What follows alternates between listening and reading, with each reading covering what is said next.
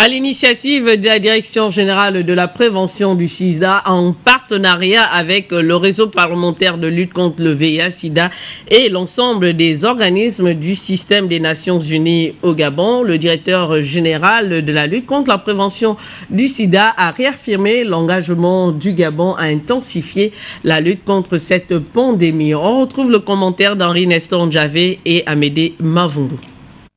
Malgré les efforts multiples et stratégiques développés par les plus hautes autorités gabonaises, avec l'appui des partenaires techniques et financiers, la population, notamment jeune, reste vulnérable face à la pandémie du sida. Le directeur général de la prévention du sida, Amissa Briana Bongo Dimba, en est consciente et les statistiques parlent d'eux-mêmes. Aujourd'hui, le Gabon a une prévalence en VIH de 4,1% et chez les jeunes de 15 à 24 ans, la prévalence est de 1,5%. Et dans cette prévalence, chez les jeunes filles sont plus atteintes que les jeunes garçons. Pourtant, au Gabon, depuis de nombreuses années, le gouvernement, sous l'impulsion du chef de l'État, s'emploie inlassablement pour une politique qui place l'homme au centre de toute action.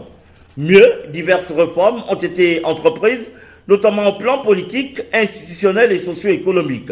Un plan stratégique national de lutte contre le sida a été élaboré pour la période 2008-2022, lequel obéit bien aux recommandations des organisations internationales et aux mesures prises par les organes nationaux. Pour la jeunesse, nous avons une approche à travers les établissements scolaires, avec les centres de santé et les centres d'information et d'écoute.